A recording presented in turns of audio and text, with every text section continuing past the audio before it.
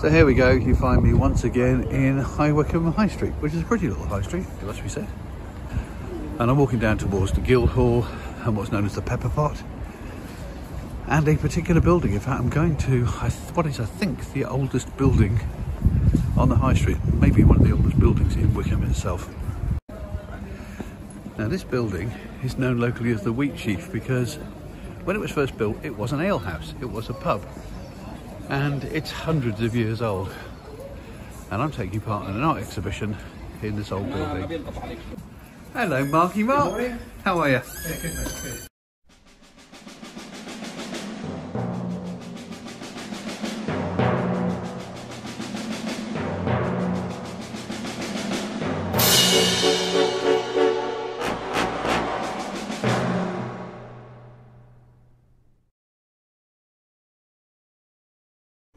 This is my favourite room. I mean, these beams are just lovely, aren't they? Absolutely beautiful. Okay, feels like a bit. And the old windows. Sorry? See all the cinders up there? Fire. Yeah. There was a pretty catastrophic fire here. I think about 70, 80 years ago. But you can see the actual fire damage on these beams. But it recovered. You know, they're really old, really heavy, these beams. And it's staggering to think that they've been here all this time. They've preserved this wall behind glass because this is the original timbers and the original wattle and daub. So they put it behind glass and put it on display, which is pretty damn special. I'm now going to go and visit the cellar. Looks interesting. When was this building built? 15 something. I knew it was 15 something, yeah. That was quite handy because when you roast someone there, you got to take the smoke away. Yeah. These old timbers though, look at them. Oh, duck your head. Oh, what a great building. God, just think these beams. Yeah. They're probably 400 or 500 years old. Yeah, I'm behind you. Well, we've now started to set the exhibition up, so we've got a nice little nod here to the fact that the Mosquito bombers were actually built in Wycombe by the furniture makers during the war. So that's quite a nice little touch. And there's lots of really, really nice vintage photographs of the town on display. This is the top floor of the building. Not everything's in here yet, but this is kind of like the heritage floor, which seems appropriate with this amazing ceiling. And there's lots more fascinating stuff over here.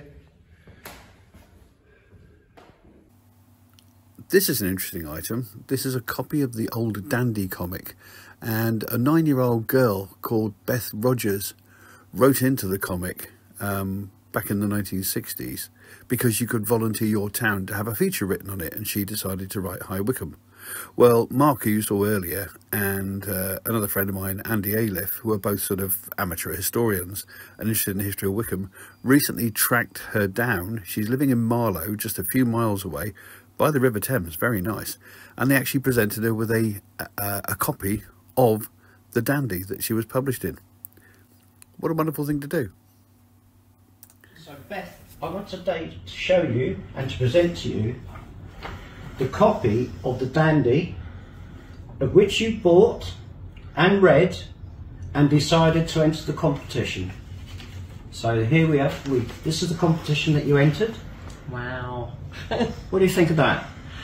It's amazing that it's been found, and I'd like to thank you. So we're now in the Miletto Lounge, a very nice little coffee shop and restaurant. Hello, Mark. Hello, so what's Steve. this exhibition all about?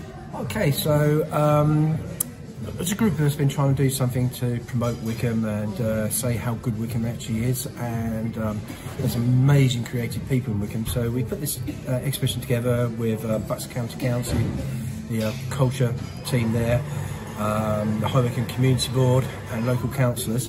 And so we've taken over the Wheatsheaf, or the former Wheatsheaf pub, for from the 31st of August to the 8th of September. Over 3 floors, so downstairs is going to be all about upcycled fashion. So nothing in there is going to be brand new. It's just going to be a demonstration of what can be done with old clothes, how you can recycle work in modernise, taking its inspiration from the punk days, when punk, obviously the whole point of punk was anti-establishment, but making your own clothes and not going to the high street shops. Middle floor, we're featuring up to 18 local Wycombe artists who are going to be displaying their work, from arts and crafts and paper making, I think, painting, airbrushing. We're going to have all the local artists that we can find in the middle floor. The top floor is all going to be about the history and heritage of Wycombe. So over my life I've been collecting all my Wycombe souvenirs, and teamed up with my mate Andy Adif. And between us we combined our all our Wycombe souvenirs and knickknacks and memorabilia to put on an exhibition up there, including about 25 photographs of Wycombe dating back to about 1900. They've all been blown up on the walls of the exhibition, which all kindly were donated by the widow of the late councillor Bob King. So yeah, that's it. Come on down and see us. We're open on Tuesdays, Fridays, Saturdays and Sundays, 10 AM till 4 PM. Come and say hello to us, and we'll give you a talk about the exhibition.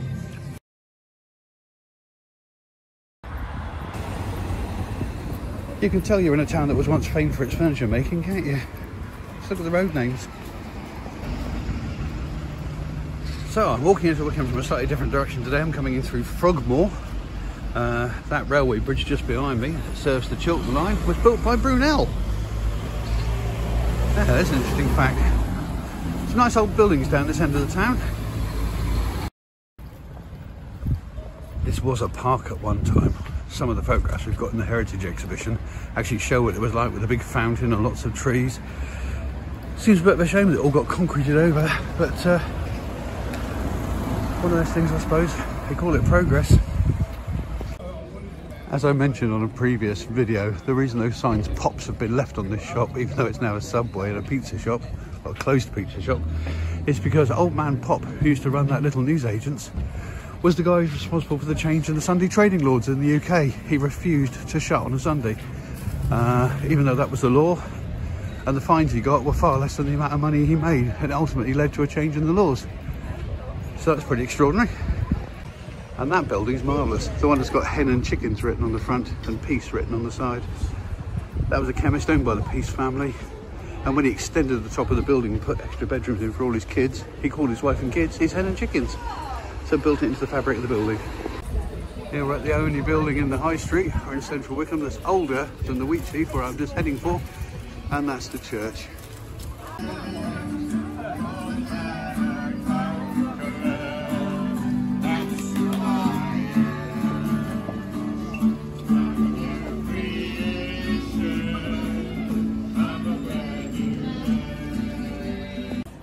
And here we are again.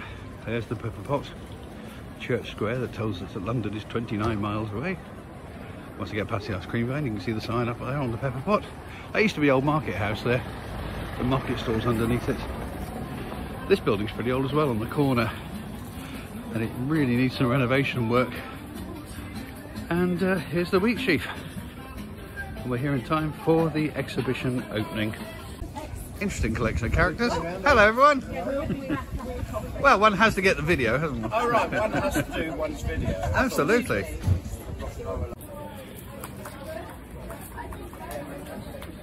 It's looking very nice. And I'm going to go on in.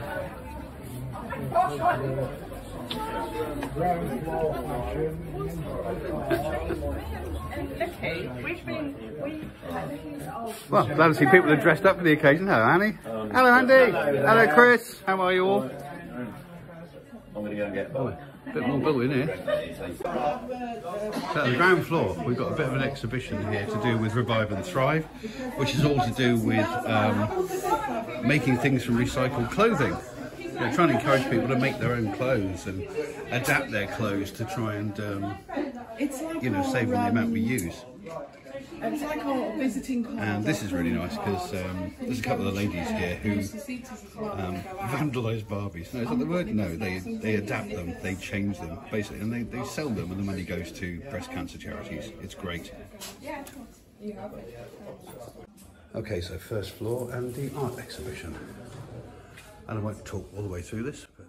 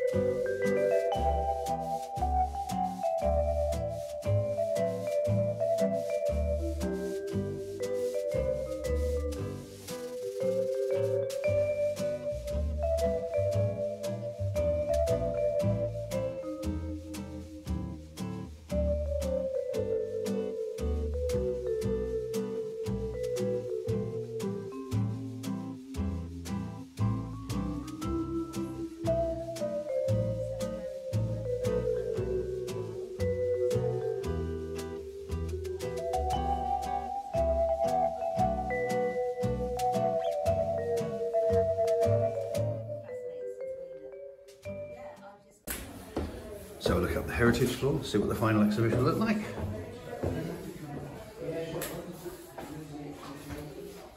It's from 10 till 4. Yeah. Saturdays, Sunday. Yeah. Then again, Tuesday, Friday, Saturday, Sunday. Okay, so I've got So it finishes on the end. Sunday day. Yeah. Spend some time. It's me anyway. Cheers. So yeah, anything you might donate will be gratefully received. Yeah. You can stamp anything, you know, yeah, brilliant.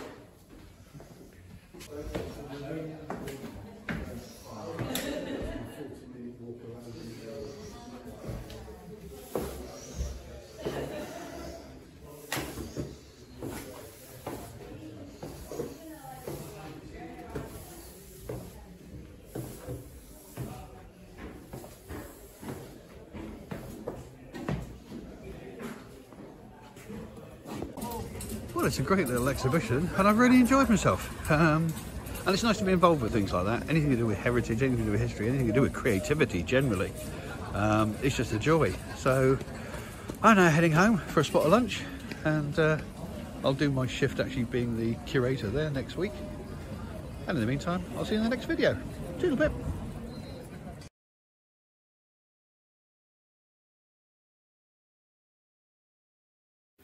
If you've enjoyed this video, then please consider subscribing. Or click on some of these links to look at some of the other videos on the channel. Or press the like button. Or leave a comment. It would be lovely to hear from you. Any combination of those 4 things would be wonderful. Thank you very much.